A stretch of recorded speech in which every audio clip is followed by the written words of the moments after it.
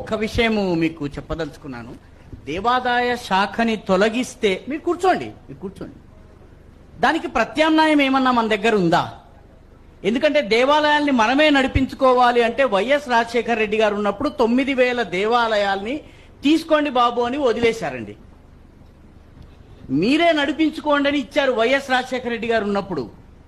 తీసుకోవడానికి ఒక్కడు ముందు రాలేదు. అందరి దృష్టి తిరుపతి మీద, వేములవాడ మీద, అన్నవరం మీద, డబ్బులు వచ్చే గుళ్ళ మీద ఉంది కానీ మన ఊళ్ళో ఉండే చిన్న గుడి మీద లేదు.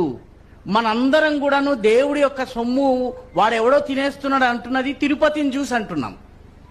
కానీ మామూలుగా మనం వీధుల్లో ఉన్న 9,000 గుళ్ళని విడుదల చేస్తే కమిటీలు ఫారం కాకపోతే వాదించకండి, జవాబు వినండి. కాబట్టి మీ దగ్గర ప్రత్యామ్నాయం ఏముంది? ఒకటి, నేను రెండవ కోణం కూడా చెప్తాను. నేను ఎన్నో గుళ్ళు చూశాను. దేవుని గుడిని పూజారి మిగ్గేసిన గుళ్ళను చూశాను. దేవుని పోటులో వాడి వంటగది పెట్టుకున్నటువంటి వాడిని చూశాను. దేవుడి గుడిని ఒక మూలకి పెట్టేసి మొత్తం దేవాలయాన్ని ఆక్రమించుకున్నటువంటి పూజారి గుళ్ళను నేను తూర్పుగోదావరి జిల్లాలో 10-20 చూశాను. ఈరోజు దేవుని యొక్క భూములను ఆక్రమించుకుని 4 అణాలు 5 అణాలు 25 పైసలు 50 పైసల కౌలిస్తున్నటువంటి వాడు హిందువు. ఆ హిందువు నేను నెలకి ₹1,00,000 కౌలిస్తానని ఎందుకు ముందుకు రావడం లేదు? కేవలం ప్రభుత్వాన్నే మనం ఎందుకు నిందిస్తున్నాము? కౌలు తీసుకున్నటువంటి వాడు ఈ రోజుకి చారానా బారానా ఇస్తున్నాడండి. అప్పుడెప్పుడో ఫిక్స్ అయినటువంటి రేటు. దాని గురించి ఎందుకు మనం కొట్లాడము?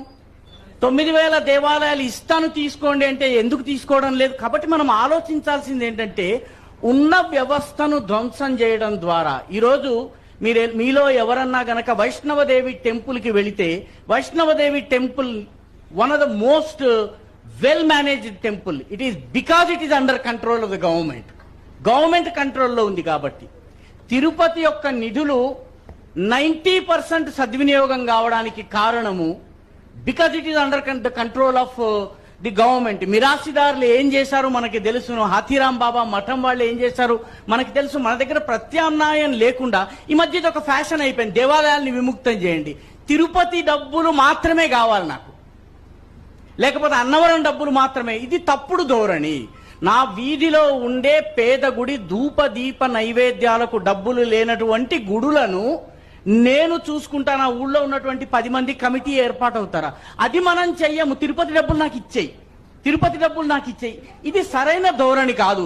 ఎందుకంటే ఎవరో జగ్గి వాసుదేవో లేకపోతే ఎవరో ఇది ప్రారంభించారు. అది ఆకర్షణీయమైన స్లోగన్. ఎందుకంటే అదాని డబ్బులు లాగేసుకోవడం ఎలా సుఖమైనటువంటి ఆనందకరమైందో తిరుపతి డబ్బులు లాగేసుకోవడం కూడా ఇదొక రకమైన కమ్యూనిజం. నిజంగా చెప్పాలన్నట్లయితే మన దేవాలయాలను మనము పట్టించుకుని పని చేసుకోవలసినటువంటి అవసరం ఉంది.